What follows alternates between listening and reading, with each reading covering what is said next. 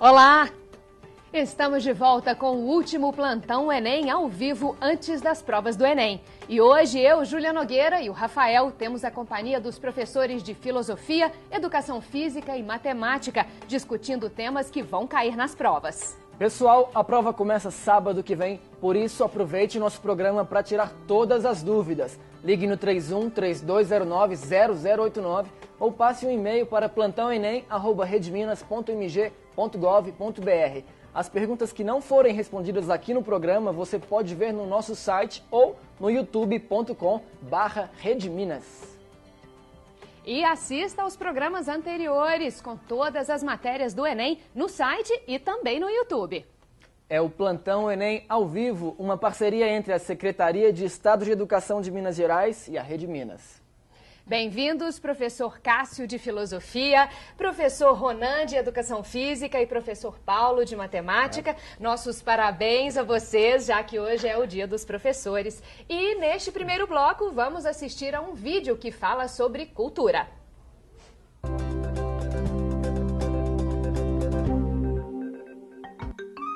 No senso comum, cultura corresponde à escolarização. Culta é aquela pessoa que estudou muito, ou aquela pessoa que, para se sentir culta, adquire bens de consumo típicos da sociedade culta, como obras de arte, livros.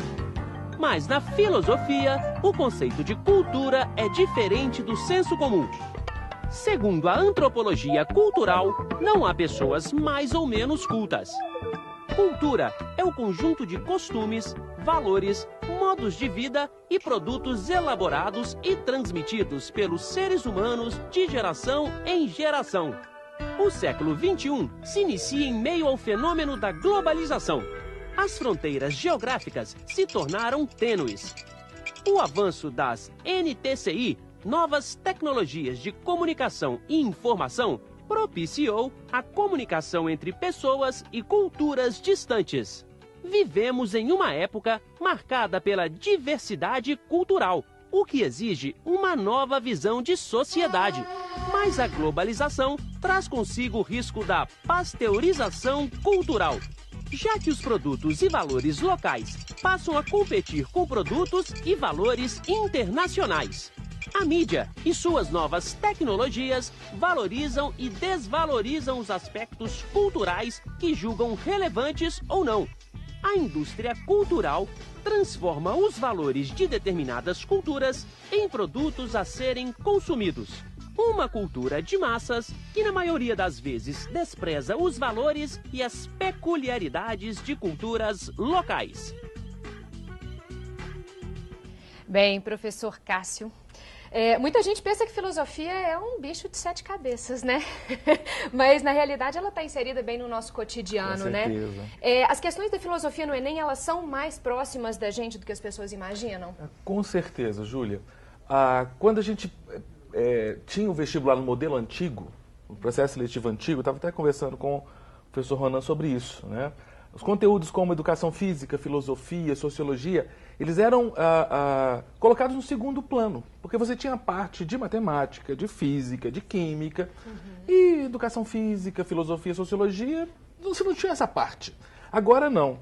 Com o modelo novo de exame, que é o Enem, a filosofia permeia todos os conteúdos.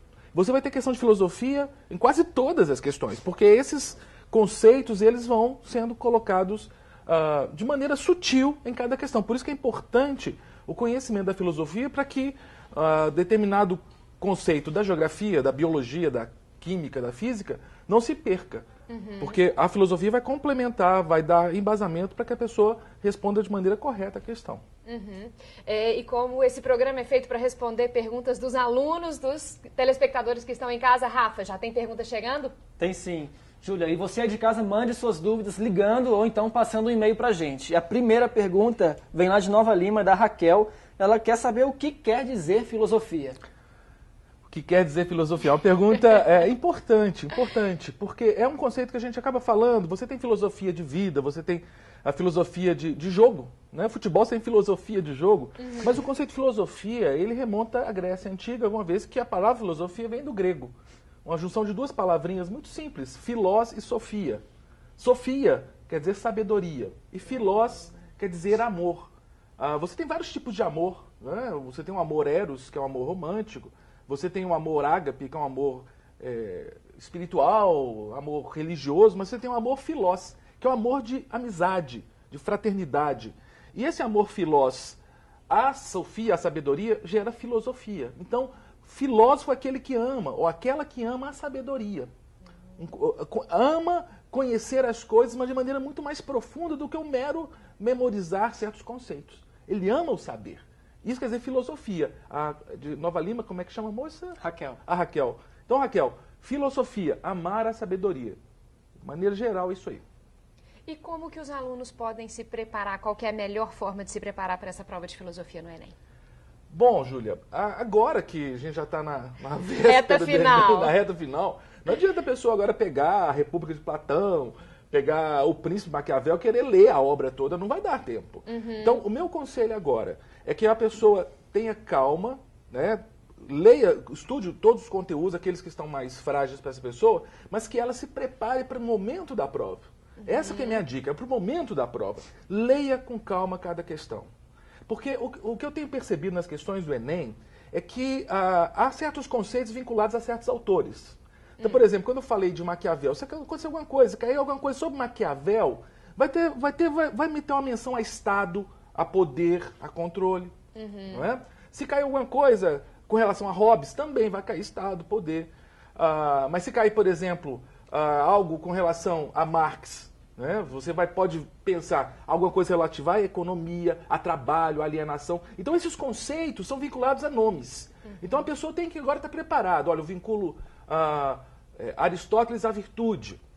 Eu vinculo Epicuro, por exemplo, a prazer, a sabedoria. Então, você tem que vincular esses autores ou esses pensadores a certos conceitos. Rafa, tem pergunta aí? Tem uma pergunta interessante aqui do Rodrigo, daqui de BH.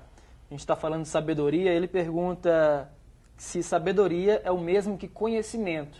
É interessante isso, né? Porque as pessoas às vezes confundem os conceitos. Eu vou até além, viu, Rodrigo? Você tem informação, você tem conhecimento, tem sabedoria. São três conceitos que se complementam, mas não são o mesmo conceito. Você tem informação, a informação é você... As pessoas que estão em casa agora, elas estão recebendo informação. Não necessariamente essa informação vai se transformar em conhecimento. Porque o que é o conhecimento? É a apropriação dessa informação que essa pessoa está recebendo. Você que está em casa, você vai se apropriar dessas informações. Se você se apropriar, compreender essas informações que nós estamos aqui dando, você vai ter conhecimento. Mas a sabedoria vai além do conhecimento. A sabedoria é você saber aplicar o conhecimento que você tem. Tem pessoas que são muito conhecedoras, que são sabidas. Na academia, né, professores? Nós temos tantas pessoas que são sabidas, conhecedoras, não é verdade? Mas não são sábias. É mesmo aquele caso do professor que sabe muito conteúdo, quer dizer, muito sabido, mas não sabe ensinar. Quer dizer, ele é sabido, mas não é sábio. Ele tem um conhecimento, mas não tem a sabedoria. A sabedoria, em síntese, é saber aplicar o conhecimento que você tem. E na prova do Enem também interpretar as questões, usar essa sabedoria para poder chegar no ponto, para poder descobrir o que aquela questão está querendo de você naquele momento especificamente. Então, usar a sabedoria para poder identificar o que está sendo pedido. E a sabedoria não implica necessariamente conhecimento científico, né?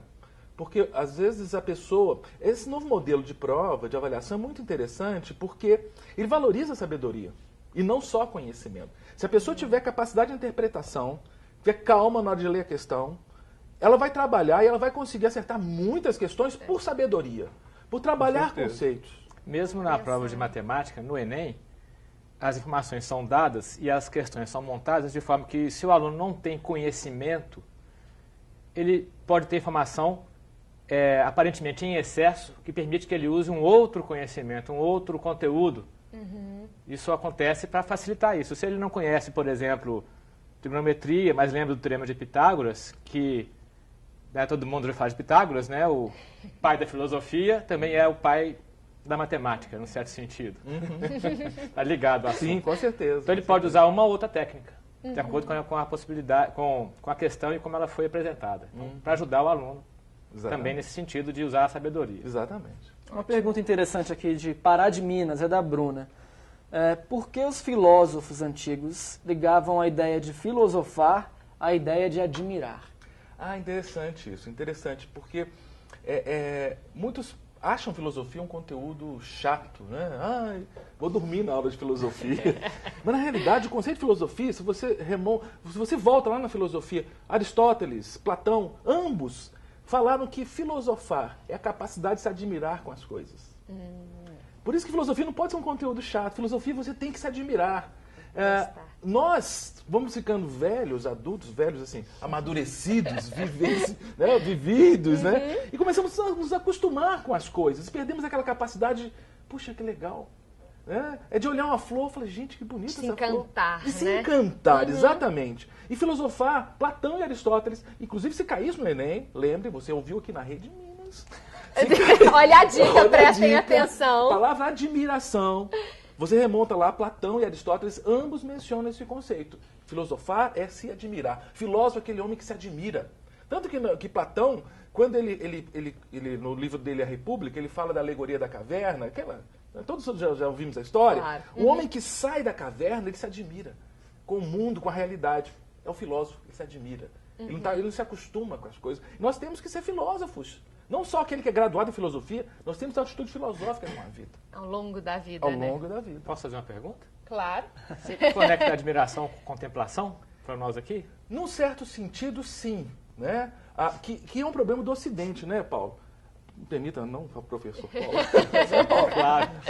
Paulo, porque nós ocidentais temos essa característica de não sermos contemplativos. O oriental ele é mais contemplativo. Isso. Então ele tem uma postura mais filosófica diante da vida. E por isso, muitas vezes, ele consegue descobrir coisas que o ocidental, por ser pragmático, por ser muito rápido nas coisas, não contemplativo, não percebe. Mas a contemplação, inclusive, eu acho que se você pega um teorema, uma questão de matemática, rapidamente, não é assim que você resolve. Contempla. Não é verdade? Por isso que eu perguntei. Porque tem uma conexão em contemplar e a percepção matemática. A matemática que os ocidentais fazem, ou faziam no tempo dos gregos, o que os orientais faziam, que fazem, hoje todo mundo faz igual. Mas há milênios atrás, centenas de anos atrás, o ocidental fazia de um jeito e o oriental fazia de um jeito contemplativo. A forma de ver o teorema era diferente. Né? Muito diferente. Vamos aproveitar e responder mais uma dúvida de telespectador? Tá vindo uma pergunta lá de Uberlândia, do Marcos. Ele diz assim: muitos afirmam que o atentado de 11 de setembro marcou uma nova era nas relações interculturais nos Estados Unidos. Quais as marcas dessa nova era? É uma questão interessante, importante, porque a gente está comemorando, inclusive a palavra comemorar, as pessoas às vezes falam assim, não estou comemorando. A palavra comemorar vem do latim, comemorare, trazer a memória. Então não quer dizer que eu estou feliz. Eu estou trazendo a minha memória. E é bom comemorar certas datas para a gente não precisar de repeti-las. Então 11 de setembro foi marcante em 2001, porque marcou realmente uma nova fase. Aquele antagonismo, bloco leste com oeste, socialismo versus capitalismo, caiu com a queda do Muro de Berlim, com a decadência do modelo do socialismo real, né? E um inimigo novo surgiu, que foi o mundo árabe, o mundo islâmico. Né? E esse foi um problema, porque começou a ocorrer, não só nos Estados Unidos, mas no mundo, a intolerância com pessoas de cultura diferente. Então, essa nova fase que surgiu com o 11 de setembro, ela é problemática. Porque você começa a ver o outro com um olhar já preconceituoso. Se a pessoa parece islâmica, parece muçulmana, ela já é um terrorista em potencial. Não é? E isso é um problema, porque é um etnocentrismo, quer dizer, o norte-americano se sente o centro do mundo, e se ele é branco, protestante e norte-americano, ele é puro. Né? Se você é diferente, você é do mal. E não pode ser assim. Nós temos a diversidade cultural. Nem todo que é islâmico é terrorista. Pelo amor de Deus. Dúvida. Né? Mas isso acontece, e nós estamos num processo de maturação. A primavera, inclusive outra dica, Tô todo cheio de dica hoje. Ótimo, né? afinal de contas, é uma Primavera semana. Árabe. Não, porque a gente tem que pensar, as questões do Enem, elas são atuais. questões atuais. Então temos a Primavera Árabe aí, que aconteceu na Líbia, no Egito, essas revoluções no mundo árabe, que não são necessariamente revoluções islâmicas, como foi no Irã há algum tempo, mas são uma mudança nos países árabes. Isso é importante, por quê? Porque há um fortalecimento do povo árabe, daquelas nações ali. Algumas são totalmente islâmicas, outras são parte islâmicas, parte cristãs, porque o fato de ser árabe não faz a pessoa islâmica. O islamismo é uma religião, né? Como o cristianismo é uma religião. Agora, o ser árabe é uma origem, né? É quase que uma etnia.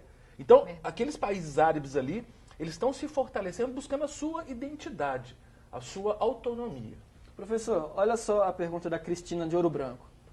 As crianças podem filosofar? Sabe que é uma questão interessante, Rafael? Porque as crianças é que filosofam.